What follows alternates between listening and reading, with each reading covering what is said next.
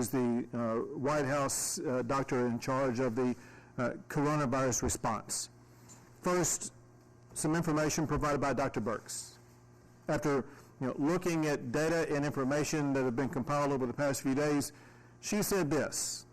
She said that it is clear from the data that mitigation efforts are working. She said that we are getting close to beginning to bend the curve, but also she made clear that if we let up now, all of our efforts that have led us to this point will have been for nothing. As a result, we must continue the distancing led to this early successful effort.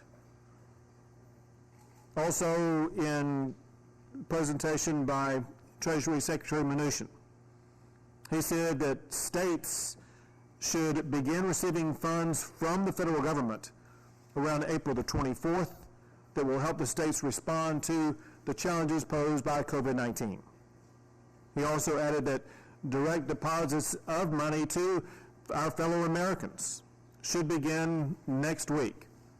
This is the money that goes to individuals who earn $75,000 or less per year, who would be available to receive up to $1,200 for a married couple or family. It would include those who make $150,000 or less, who could receive $2,400. He also added that they are working to get money to the states for the increase in amount of unemployment benefits that will be able to be deployed to those who need those benefits. He also talked about the Economic Recovery Program.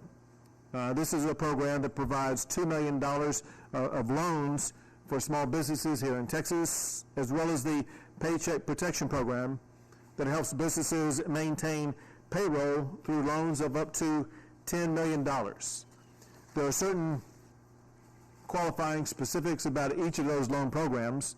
One of the aspects about them is if they are handled correctly, it's possible that they are able to convert from a loan into a grant, meaning that the amount would not have to be repaid. A point has been made that these loans are available as we speak right now, primarily through banks in your community. It's important to go apply as quickly as possible because there is a certain amount of money that's available, and you need to make sure that you get in line so that you will be able to access this money. The money that we're talking about is money that will very quickly reinvigorate our economy, start to continue economic growth, as well as to increase employment here in Texas. Additional information. In the past, you've heard me talk about travel restrictions. Let me update you on travel restrictions here in Texas. We maintain the travel restrictions about people being able to fly into Texas from what are considered to be hotspot zones for COVID-19. That includes New Orleans, Miami, Atlanta, the tri-state area around New York City, as well as Detroit and Chicago. In addition to that, we announced last week that the Texas Department of Public Safety was going to begin to pull over vehicles that have crossed the border from Louisiana into Texas and to provide them information where anybody coming from Louisiana who is not exempted must self-quarantine for 14 days. Beginning yesterday, the Texas Department of Public Safety has now altered that policy to increase enforcement by establishing checkpoints at all border crossings from Louisiana into the state of Texas. This is just a notice, if you would, to our friends from Louisiana. We know you are neighbors. We know that you are friends. We know that we both share the same approach, and that is we want to do all we can together to make sure that we mitigate the expansion of COVID-19 in our collective states. This is a temporary situation where we will be working more aggressively to reduce the number of people who are traveling from Louisiana into the state of Texas. So unless you are exempted by the items that were in my executive order, you will be pulled over to a checkpoint by the Texas Department of Public Safety, and you will be required to quarantine for 14 days in the state of Texas if you come across the border. Additionally, there's some interesting events that are taking place in the state of Texas with regard to the use of hydroxychloroquine. There's been an unfortunate identification of a number of residents at the medical resort Texas City, which is a nursing home there. A meaningful number of the people who are at that nursing home tested positive for COVID-19. As of today, about 30 patients are being tested with the hydroxychloroquine to determine whether or not it will be a successful treatment for those patients. They are, for the most part, in their second day of this testing regimen that will last several more days. We look forward to updating you as the week progresses about how this drug is aiding or not these patients at the medical resort Texas City. Some update with regard to numbers here in Texas.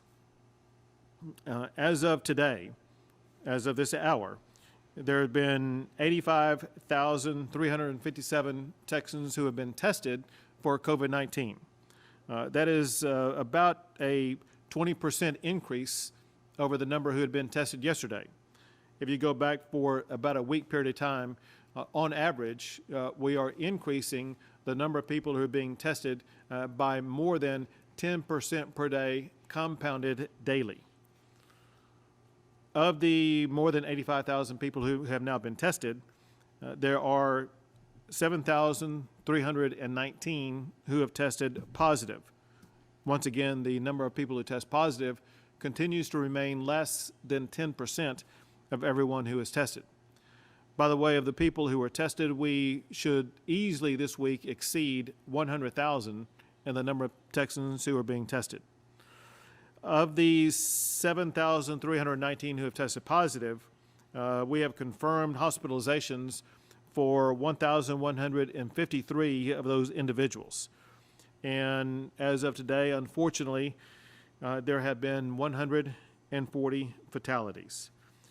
Now, one thing that people also need to have information about is availability of healthcare facilities. As of today, there are 21,033 available beds statewide, including 2,223 IC unit beds that are available. There are, when I spoke last week and made our presentation last week, as of that day, there were 8,857 ventilators that were available. Today, there are 6,080 ventilators that are available. That is not including 7,350 anesthesia machines with vents that could be used if needed. Now, one area that we've been focused on and I know is of keen interest for communities across the state, and that is the amount of personal protection equipment that is available for every location to be able to respond to the challenges posed by COVID-19. So you can see on the screen behind me, there are different types of PPE supplies. There are masks, which include medical surgical masks as well as N95 masks. There are the face shields, there are gloves, there are gowns, and there are coveralls. Let me tell you what we did this past week. So this past week, we distributed across the state of Texas 1,676,510 masks, 209,856 face shields, more than 2.7 million gloves, almost 170,000 gowns, and more than 7,500 coveralls. The good news is those numbers are continuing to increase. additional masks, which is the part of the PPE that most people are asking for, they are on the way. Within the last 24 hours, we have received 2.5 million masks. In addition to that, later this week, we will be receiving an additional 3 million masks. So basically, in this 1 week period that we're in right now, we will be receiving more than 5 million masks that we will be distributing across the state of Texas. A couple of comments about how these come in and how they go out. They come in primarily through entities that our new supply chain team is working to contract with. We do continue to receive some supplies from the federal government, especially through FEMA. But I will let Nim Kidd and Dr. Hellerstedt weigh in more on this later. I think most of the supplies that we are now receiving are supplies that are being received as a result of the supply chain team that we put together. Now, I see one member of that team here right now, and that is Dr. Zerwas. I'm not seeing Keith. Is Keith here? He's working. He's making purchases as we speak, which is exactly what we need him to do. But I do want Keith and the entire team that has been working on the supply chain, you have no idea the hours they are working. It seems like they are working for 24 hours a day, and they are dealing with entities across the entire globe. And it's so gratifying to see their hard work begin to bear fruit. Importantly, as these items are distributed, we make sure, as Dr. Hellerstedt will make clear here in a second, but we distribute them primarily to healthcare facilities across the state of Texas that need access to them. And this is in addition to the supplies that those healthcare facilities are already being able to get on their own through their pre-existing supply chains that these hospitals and other healthcare providers had in existence before the outbreak of COVID-19. Very importantly, I want to emphasize a couple of things, and that is one thing that has helped the supply chain strike force achieve these great results is a portal that exists where so many people across the state, across the nation, and across the entire globe have provided information that leads to access for more supplies. That portal is www.texas.gov. That's www.texas.gov. If you have or know of supplies the state of Texas could use for us to distribute across the state, especially to our healthcare providers and first responders who need the personal protection equipment, please log into that site. Let us know about the supplies that you have. I will tell you this also. One thing that the state is benefiting from is volunteer nurses and doctors and healthcare providers that are needed to help respond to the challenge of COVID-19. At that very same site, volunteers who want to assist, especially in providing healthcare services, can find a link on there where you can click on and volunteer. Again, that is at www.texas.gov. And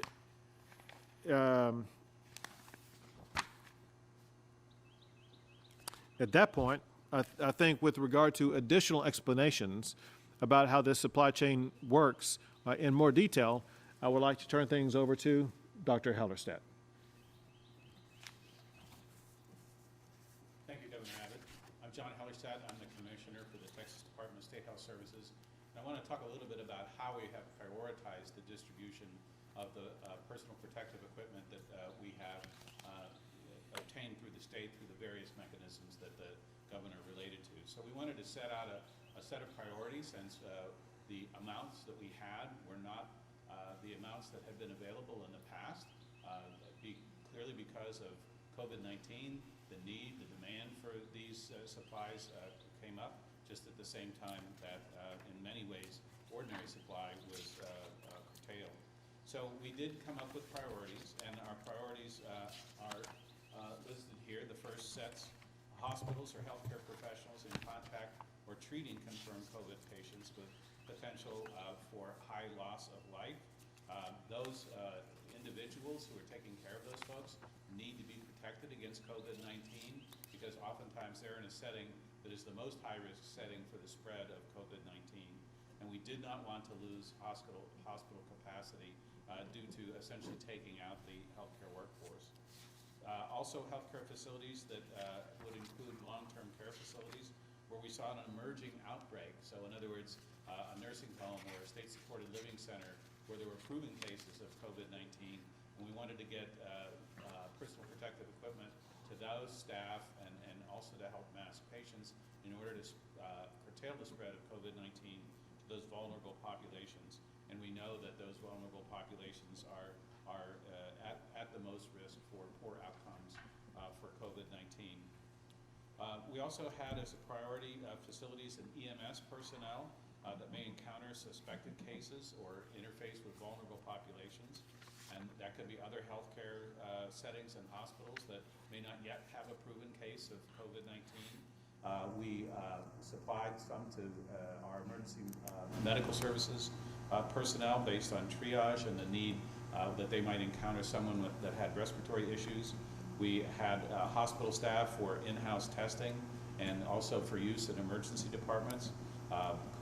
Long-term care facilities with a history of COVID were among our priorities, and then use for isolated step-down areas. In other words, where people who are recovering from COVID-19 may be recovering, but the staff that are taking care of them would need to be protected against COVID-19. Our next set of priorities were healthcare facilities, providers and first responders that have general patient encounters and needs. Also included were other healthcare settings that were not necessarily caring for an inpatient need for COVID-19 or have an inpatient that had COVID-19. We also included other healthcare professionals who are collecting COVID-19 test specimens and our other first responders. So with the supplies that we had, we were able to get some level of supplies to each of those priorities, although again, they are listed in a priority order, and so we went first with what we viewed to be the most critical needs. Thank you, Governor. Thank you, Doctor. Next, I would like to have Chief Nimkid come up. Thank you, Governor. Quickly talk about how we are getting the PPE distributed. And first is, as the donations or the purchases come into our central warehouse, they're being split out in two formats. One is to go to the hospital preparedness programs. In the next few slides, you'll see maps of that. But the second, because we have such a large state and we want to be closer to need, we're using our Texas Military Department armories. From there, local governments and healthcare providers can submit a State of Texas Assistance for Request form, we call it a STAR, and we will fill those stars as the materials come in. Go to the next slide, and I think this is probably one of the most important slides in the deck. And this is how we talk about our federal reimbursement. There are two tracks here. One that we deal with normally during disaster is the FEMA Category B reimbursement. But the second is the larger pot of money. $2 billion has been available by Congress. I think it is important that we remind everybody, normally we remind our local governments, keep your receipts, keep your contracts, keep your invoices. In this case, every human that is spending money in response to COVID-19 needs to keep their invoices and the amounts of money that they're spending, where they're spending it, and what they're spending it on. As the federal government rolls out how their dollars will be distributed, it'll be very important that we have those accurately able to report. The next few slides actually talk about the parts of Texas that we're supplying. So you'll see the North Central Texas Regional Advisory Council, the amount of masks, face shields, gloves, gowns, and coveralls that from March 27th through yesterday have been distributed. Next slide will be for the Southeast Texas or the Houston area. Again, same numbers. Next slide. Piney Woods. Next slide. The border rack, and you can see how these racks are so large and to be closer to need. That's why we're enlisting the help of Texas Military Department in their armories. Next slide. And then I think we have one more. There we go. Governor, that's got them all. Very good. Well, first I want to thank Chief Kidd and Dr. Hellerstedt for their tireless work. I know you all are working around the clock, and thank you for your efforts in organizing things like this in addition to all your other duties. Also, one thing I want to make clear, and that is these boxes that you see behind me are not just a haphazard grouping of boxes. The first row of boxes on those 3 pallets are boxes of gloves and gowns. The larger boxes behind that, there are 4 pallets of larger boxes that are wrapped in plastic. Those are the masks that have come in that we will be distributing beginning today across the entire state of Texas, in addition to those that will be coming in later on this week. And with all of that, we'll be happy to take a few questions. Governor, do you think that the federal government should take over this supply chain process, or are you satisfied with how the state has handled this? Listen, the federal government during the beginning stages played a very important role, especially in setting up the drive-through testing lanes. As we have seen the process evolve over the past few weeks, the private sector has been able to provide a very robust response. First, with regard to testing, this massive new amount of testing capability that's being provided largely through the private sector is one reason why we are able to increase the amount of tests so much. That includes these rapid 15-minute tests provided by Abbott Labs that Texas continues to receive a large portion of. In addition to that, the same thing goes with regard to access to PPE or personal protection equipment. And that is, there were supplies that pre-existed the onset of COVID-19. Some of it was in the national stockpile. Some of it was available in the private sector. A lot of it was quickly exhausted. Now that we have an effective supply chain organization working for the state of Texas, we've opened up a lot of new avenues through the private sector across the globe, now dramatically increasing our ability to acquire and disseminate PPE across the entire state of Texas. So will Texas be lending ventilators or any other medical equipment to other states like New York as the virus peaks at different times in different places? So Texas is always ready to step up and help out others, especially with regard to doing things like providing ventilators. Where Texas is on the rise in the number of people who test positive, as well as the increase in the number of people who are being hospitalized, we are a week or two behind states like California and New York. They had a more significant onset earlier than did the state of Texas. What we are preparing for in the state of Texas is increased numbers over the coming weeks of the people who are testing positive and of the people who are being hospitalized. And as you might imagine, our first obligation is to make sure that our fellow Texans are going to have access to the ventilators that may be needed. And so we continue to model, to make assessments, to be in contact with hospitals and doctors across the entire state of Texas, as well as talking to the national medical advisors like Dr. Birx about what they think we may need here in the state of Texas. And so if we make the assessment that we have 100% capability of meeting the healthcare needs for the people of the state of Texas, at that point in time, we would be able to help out other states. Governor, the state has launched a mental health hotline for folks who are needing additional help. Is there anything else that the state can do to focus on mental health of Texans during this time? Well, there is a lot, and I'll answer that in part, but someone who knows a whole lot about it is Dr. Hellerstedt. I'd like to have Dr. Hellerstedt address it first, obviously, from the medical and DSHS perspective. Absolutely. Thank you, Governor.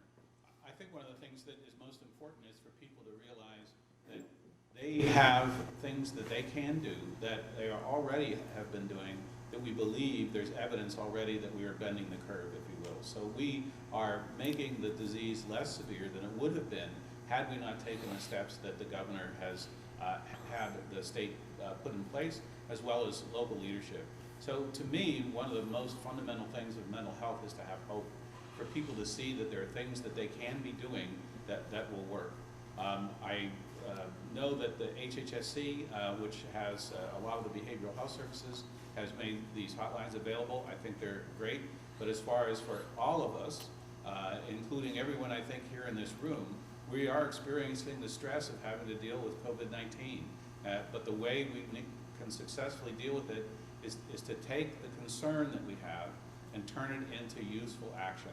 And that is exactly what we've been doing. That is exactly what social distancing is all about. That is exactly what now the recommendation to have cloth face coverings that people should wear in public so that they're not exhaling the germs and they're helping to protect other people. And the messages that we've had about personal hygiene and sanitation and cleanliness of the environment. That's all working. As the governor said earlier, at a national level, there's some recognition that maybe we are getting to a point where we are slowing the acceleration of the disease. That's very important to understand. We will still see some progression of it over time, but maybe much more slowly than we would have otherwise. That should give everyone hope. There is light at the end of the tunnel, and to me, that is one of the most important mental health messages.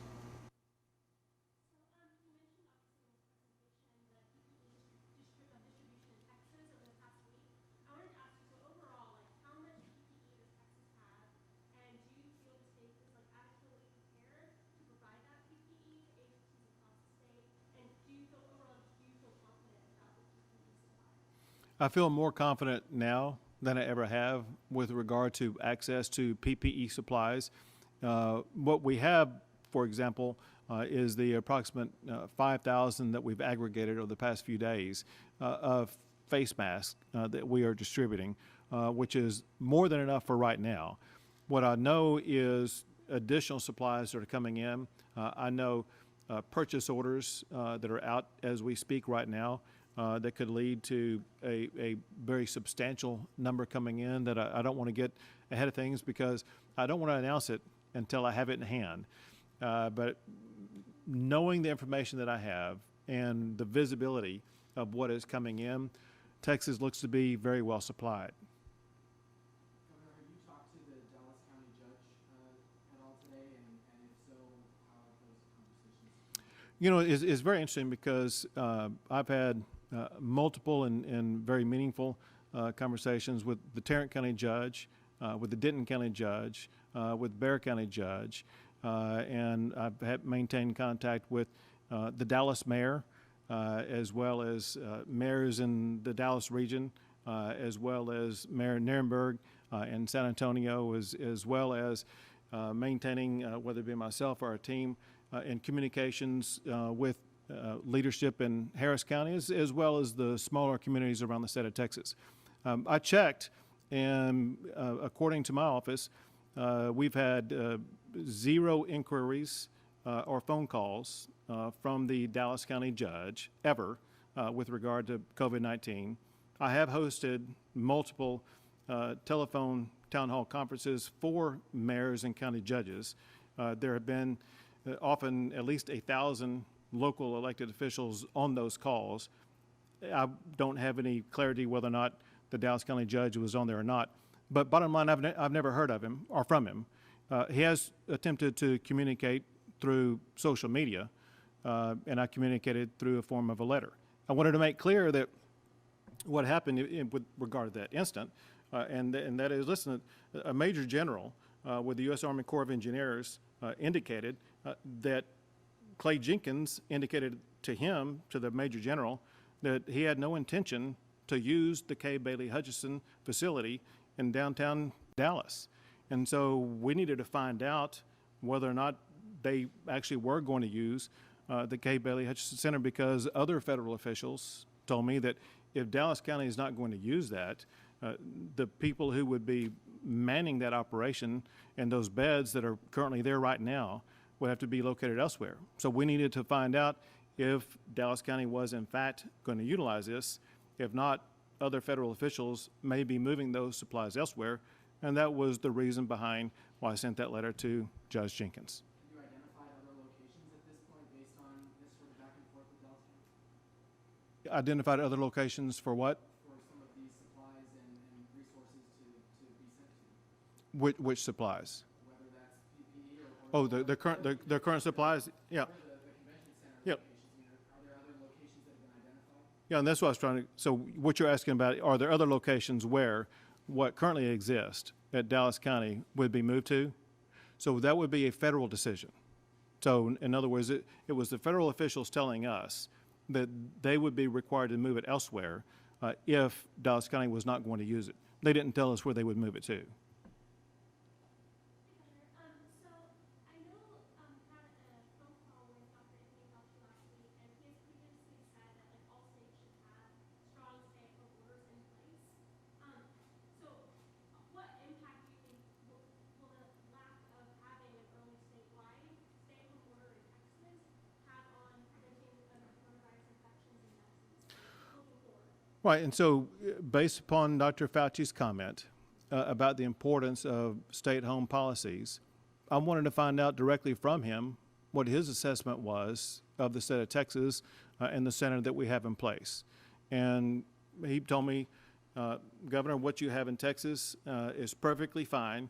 The main thing is just to ensure compliance with it. He says that it's one thing having a standard, it's another thing achieving compliance. And that the important thing to achieve mitigation is to ensure that people do comply with the standard that the state of Texas has.